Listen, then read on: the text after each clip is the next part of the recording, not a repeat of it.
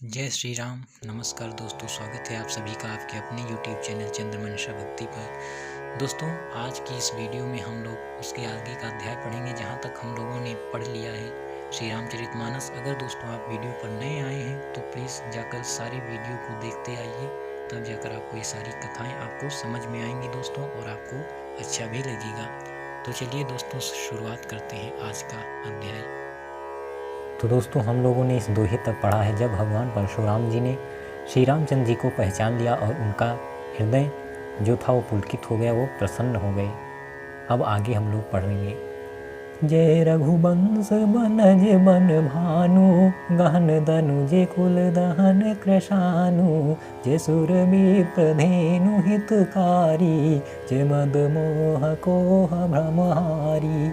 हे रघुकुल रूपी कमल वन के सूर्य, हे राक्षसों के कुल रूपी घने जंगल को जलाने वाली अग्नि, आपकी जय हो। हे देवता ब्राह्मण और गौ का हित करने वाली, आपकी जय हो। हे मद मोह क्रोध और भ्रम के हरने वाली, आपकी जय हो। दोस्तों, अब परशुराम जी श्री रामचंद्र जी की हर तरह से जय जयकार कर रहे हैं। विनयशील करुणा गुण सागर, जयति बचन रचना अति नागर, सेवक सुखद सुभग सब अंगा, जय शरीर छवि कोटि अनंगा। हे विनयशील, कृपा आदि गुणों के समुद्र और वचनों की रचना में अत्यंत चतुर, आपकी जय हो। हे सेवकों को सुख देने वाले, सब अंगों से सुंदर और शरीर में करोड़ों कामदेवों की छवि धारण करने वाली, आपकी जय हो।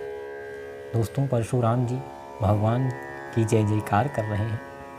करूं का मुख एक प्रशंसा, जय महेश मन मानस हंसा, अनुचित बहुत कहूँ अज्ञाता, क्षमहु क्षमा मंदिर दो भ्राता। मैं एक मुख से आपकी क्या प्रशंसा करूं। हे महादेव जी के मन रूपी मान सरोवर के हंस, आपकी जय हो। मैंने अनजाने में आपको बहुत से अनुचित वचन कहे, हे क्षमा के मंदिर दोनों भाई, मुझे क्षमा कीजिए। दोस्तों, परशुराम जी अब क्षमा मांग रहे हैं। उन्होंने कहा कि हमने आपको बहुत ही अनुचित वचन कहे हैं, उसके लिए मुझे क्षमा करना। कही जय जय जय रघुकुल केतु, रघुपति गए बनहि तप हेतु, अपभाय कुटिल मही पडेराने, जहाँ तहाँ कायर गवहीं पराने। हे रघुकुल के पताका स्वरूप श्री रामचंद्र जी, आपकी जय हो, जय हो, जय हो। ऐसा कहकर परशुराम जी तप के लिए वन को चले गए। यह देखकर दुष्ट राजा लोग बिना ही कारण के मना कल्पित डर से रामचंद्र जी से तो परशुराम जी भी हार गए। हमने इनका अपमान किया था, अब कहीं ये उसका बदला ना लें। इस व्यर्थ के डर से डर गए वे कायर चुपके से जहाँ तहाँ भाग गए। दोस्तों, परशुराम जी तो जय जयकार करते हुए चले गए, और फिर वहाँ जितने भी और सब राजा थे वो काफ़ी डर गए कि परशुराम जी भी श्री रामचंद्र जी से डरते हैं और हमने तो इनका बहुत अपमान भी किया है। अब वो डर के यहाँ वहाँ निकल गए। देवन दीन ही दुंदुभी, प्रभु पर बरसहि फूल, हर्षे पुर नर नारी सब, मिटी मोहमय सूल। देवताओं ने नगाड़े बजाए, वे प्रभु के ऊपर फूल बरसाने लगे। जनकपुर के स्त्री पुरुष सब हर्षित हो गए। उनका मोहमय अज्ञान से उत्पन्न शोल मिट गया। दोस्तों, सारे जनकपुर के जो स्त्री पुरुष थे वो हर्षित हुए और उनका जो मोहमय अज्ञान से उत्पन्न शोल था मिट गया।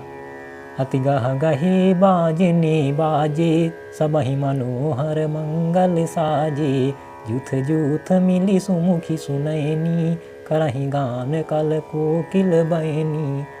खूब जोर से बाजे बजने लगे। सभी ने मनोहर मंगल साज सजे। सुंदर मुख और सुंदर नेत्रों वाली तथा कोयल के समान मधुर बोलने वाली स्त्रियां झुंड की झुंड मिलकर सुंदर गान करने लगी। दोस्तों, चारों ओर खुशी का माहौल हो गया।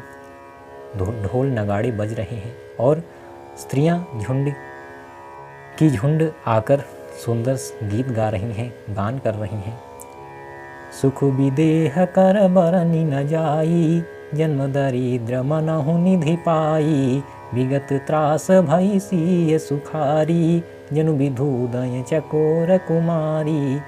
जनक जी के सुख का वर्णन नहीं किया जा सकता, मानो जन्म का दरिद्री धन का खजाना पा गया हो। सीता जी का भय जाता रहा, वे ऐसी सुखी हुई जैसे चंद्रमा के उदय होने से चकोर की कन्या सुखी होती है। दोस्तों, राजा जनक का भी जो सुख था उसका वर्णन नहीं हो सकता। अब उनके ऊपर सुखों का जो उसकी तो बरसात हो गई। ऐसा लगता है जैसे कोई जन्म का दरिद्री हो और उसको खजाना मिल गया हो। सीता जी भी अब भय से रहित हो गई। ऐसा लगता है जैसे चंद्रमा के उदय होने से चकोर की कन्या सुखी हो जाती है। जनक कीन्ह कौशिकहि प्रणामा, प्रभु प्रसाद धनु भंजे ओ रामा। मोहि कृत कृत्य कीन्ह दुहु भाई, अब जो उचित सो कहिए गोसाई। जनक जी ने विश्वामित्र जी को प्रणाम किया और कहा, प्रभु ही की कृपा से श्री रामचंद्र जी ने धनुष तोड़ा है, दोनों भाइयों ने मुझे कृतार्थ कर दिया। हे स्वामी, अब जो उचित हो सो कहिए। दोस्तों, जनक जी ने विश्वामित्र जी को प्रणाम किया, उनका धन्यवाद किया और कहा, श्री राम और लक्ष्मण ने हमको कृतार्थ किया है, अब जो उचित हो वो कीजिए। कहा मुनि सुनु नरनाथ प्रवीणा, रहा विबाहु चाप आभीना। टूटत ही धनु भयउ विबाहु, सुर नर नाग विदित सब काहू। मुनि ने कहा, हे चतुर नरेश, सुनो, यूँ तो विवाह धनुष के अधीन था, धनुष के टूटते ही विवाह हो गया। देवता, मनुष्य और नाग सब किसी को यह मालूम है। विश्वामित्र जी ने कहा, वैसे तो धनुष के टूटने से ही विवाह हो गया, क्योंकि यही शर्त थी, यही प्रतिज्ञा थी। तदपि जाए तुम कराहु अब, जथा वंश व्यवहारु। बुझि भी प्रकुल वृद्ध गुर, विद विदित आचारु।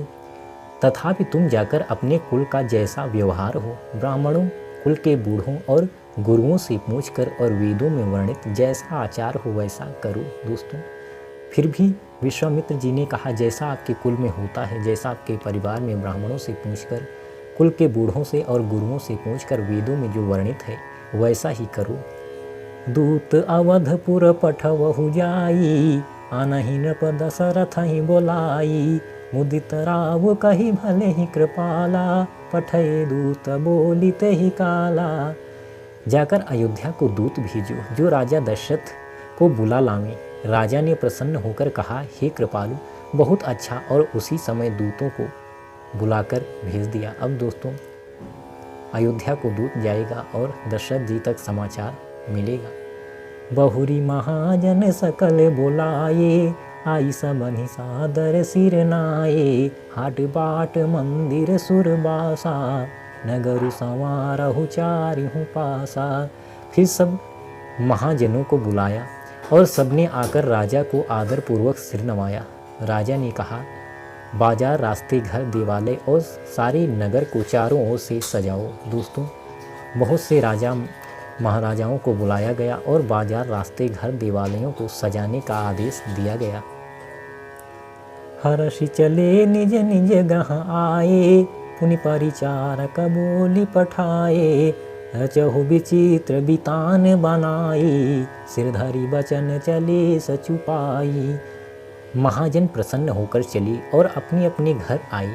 फिर राजा ने नौकरों को बुला भेजा और उन्हें आज्ञा दी कि विचित्र मंडप सजाकर तैयार करो। यह सुनकर वे सब राजा के वचन सिर पर धरकर और सुख पाकर चली। दोस्तों, अब मंडप की भी तैयारी होने लगी, सजाया जाने लगा। पठई बोली गुनी तिन्ह नाना, जे बितान विधि कुशल सुजाना। विधि बंदी तिन्ह कीन्ह आरंभा, बिरची कनक कदली के खंभा। उन्होंने अनेक कारीगरों को बुला भेजा जो मंडप बनाने में कुशल और चतुर थे। उन्होंने ब्रह्मा की वंदना करके कार्य आरंभ किया और पहले सोने के केले के खंभे बनाए।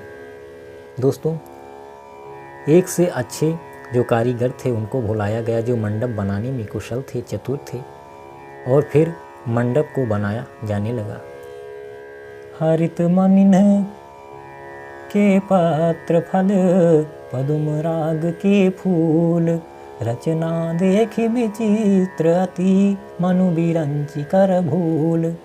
हरी हरी मड़ियों पन्ने के पत्ते और फल बनाए तथा पद्मराग मड़ियों माणिक के फूल बनाए।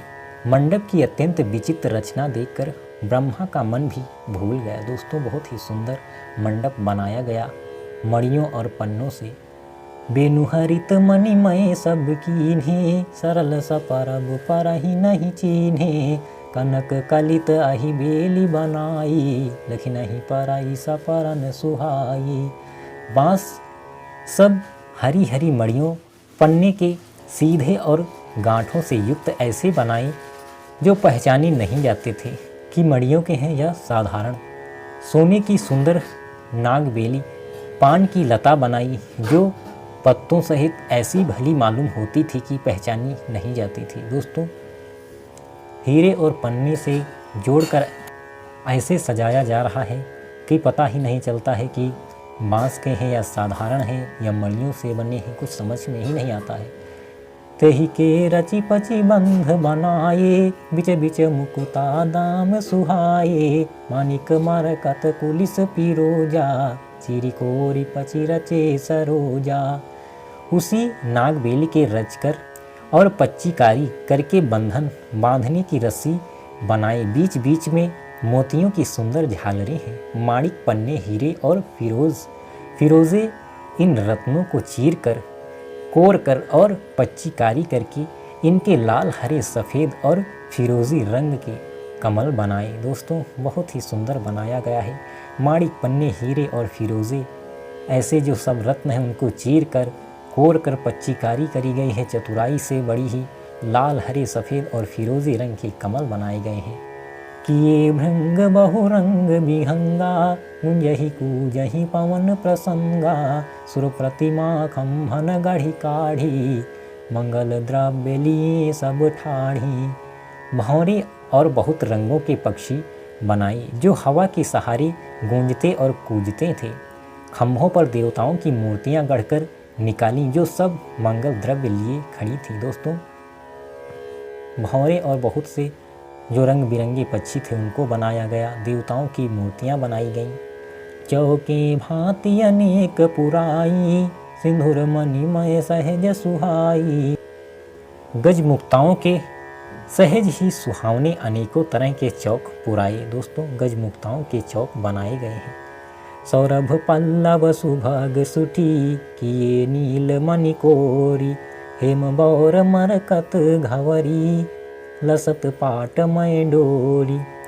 नील मणि को कोर कर अत्यंत सुंदर आम के पत्ते बनाए। सोने के बौर आम के फूल और रेशम की डोरी से बंधे हुए पन्ने के बने फलों के गुच्छे सुशोभित हैं। दोस्तों नील मणि को कोर कर बहुत ही सुंदर बनाया गया है।